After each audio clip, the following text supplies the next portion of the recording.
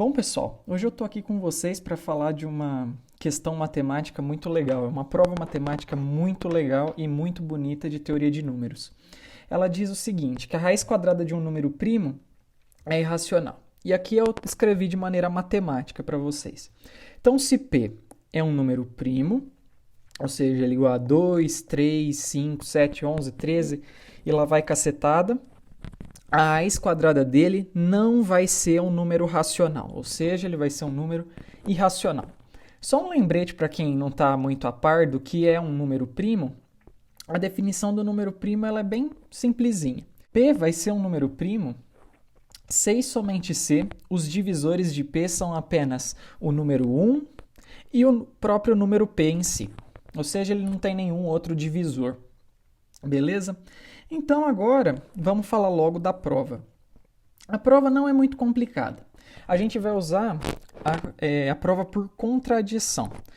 Então o que eu vou fazer? Né? Se eu quero provar que raiz quadrada de P não pertence aos racionais, o que eu vou falar que a raiz quadrada de P vai ser racional. E o que significa isso? Significa que existe uma fração irredutível, né, de dois números naturais, né, A sobre B. E aqui no caso, né, como A sobre B, ela tem que ser natural. E o MDC entre elas, né, o máximo divisor comum entre elas tem que ser 1. Porque caso contrário, você poderia simplificar essa fração. Beleza?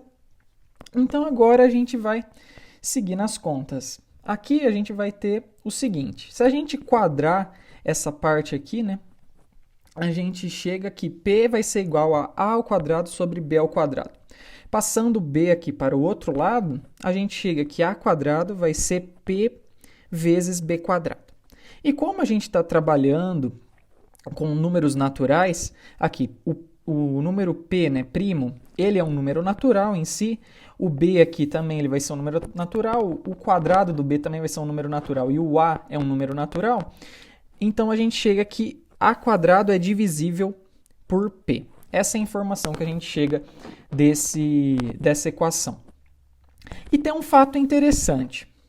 O fato é que todo número natural ele pode ser escrito como um produto de potências naturais de números primos. Bom, isso parece um pouco abstrato do jeito que eu falei, mas é bem simples. É o seguinte, se a gente tem que A é um número natural, então ele vai ser uma potência, quer dizer, um produto de números primos elevados a potências naturais. Um exemplo aqui para vocês. O número 6, ele pode ser escrito como 2 vezes 3. Ou seja, a gente está fatorando o número 6. Isso daqui, na prática, ela é uma fatoração. Vamos lá, mais um exemplo. A gente sabe que o 25 vai ser igual a 5 ao quadrado. O número 14. Número 14 vai ser igual a 2 vezes 7, ou seja, a gente consegue sempre fatorar esses números. Isso daqui, na verdade, é a propriedade que todos os números naturais são fatoráveis. E isso é um fato. Então, aqui, né, a gente chega aqui, bom, aqui essa expressão aqui para o A. A gente tem aqui que cada um desses P1, P2 até Pn são números primos e os expoentes deles, né, aqui o K1, K2 e o Kn, são números naturais. Beleza? Então, ó, vamos imaginar que esse A é aquele A que a gente estava trabalhando lá na parte dos números primos. Então, se a gente pegar e quadrar esse número A, a gente chega aqui, todas as potências dos números primos vão ser pares. Tranquilo? Então, a gente tem aqui que todas essas potências vão ser pares. Só que o que a gente chegou de conclusão antes? Bom, a gente chegou de conclusão antes que o A quadrado ele é divisível por P. Ou seja, a gente pode escrever o A quadrado como sendo um número inteiro, que eu vou chamar ele de M, vezes o P. Só que o que aconteceu? O que acontece é que aqui, no caso, a potência ela é ímpar. Mas só que do fato que a gente viu anteriormente, essa potência, pelo menos desse P, se ele for um número primo, de fato, tem que ser um número par. Então, o que está embutido nessa equação, nessa informação aqui, é que deve existir uma outra potência de P dentro desse M aqui. Então, o fato que a gente já chega de cara é que o a quadrado ele tem que ser divisível por p ao quadrado. Beleza? E se a gente tomar a raiz quadrada, né, nessa expressão inteira, que é possível, a gente chega que o a tem que ser divisível por p. Essa é a informação importante e interessante que a gente tem que saber. Uma vez que a gente sabe que um número quadrado elevado ao quadrado dividido por um número é divisível por um número primo, então o número em si, sendo ele um natural, ele também tem que ser divisível por esse primo. Beleza? Então aqui a gente pode escrever esse número a simplesmente da seguinte maneira. Assim, a igual a um número natural k vezes p. A gente pode escrever isso sem sombra de dúvida. É o que essa expressão aqui está dizendo para a gente. Beleza? Bom, mas o que a gente tem de informação? O que a gente tem de informação até agora é que a ao quadrado vai ser igual a p vezes b ao quadrado. Não é mesmo? Então aqui a gente chega logo de cara, se a gente usar essa expressão aqui dentro dessa equação que eu acabei de escrever, vai ser que k ao quadrado vezes p ao quadrado vai ser igual ao quê?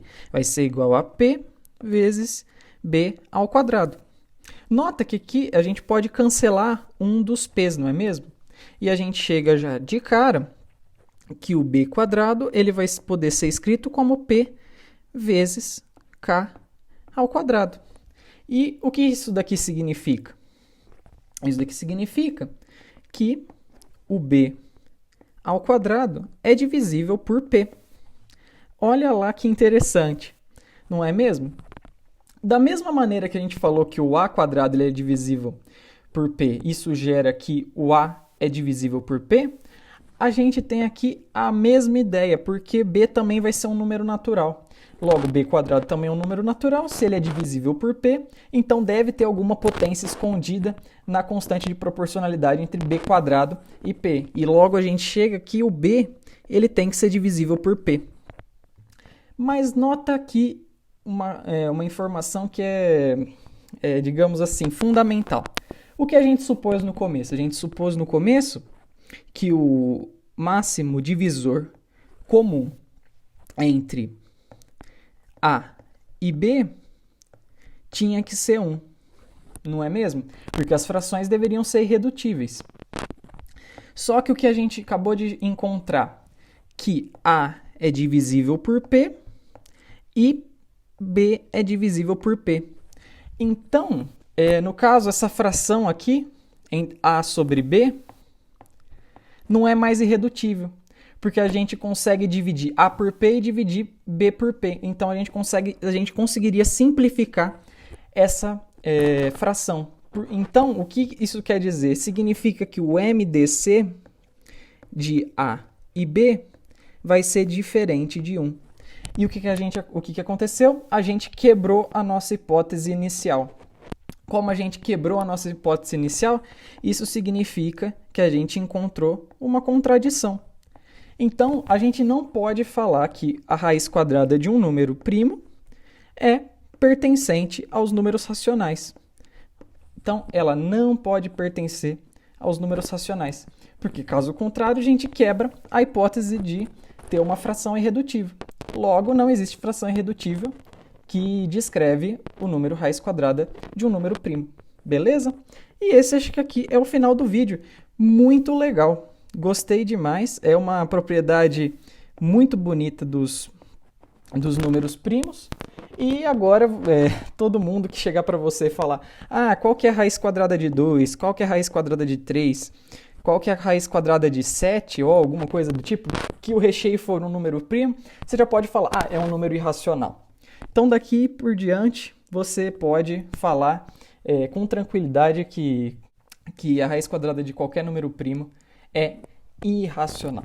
Então, eu acho que por hoje tá bom. Eu falo com vocês na próxima, né, com outro vídeo. Valeu e até mais.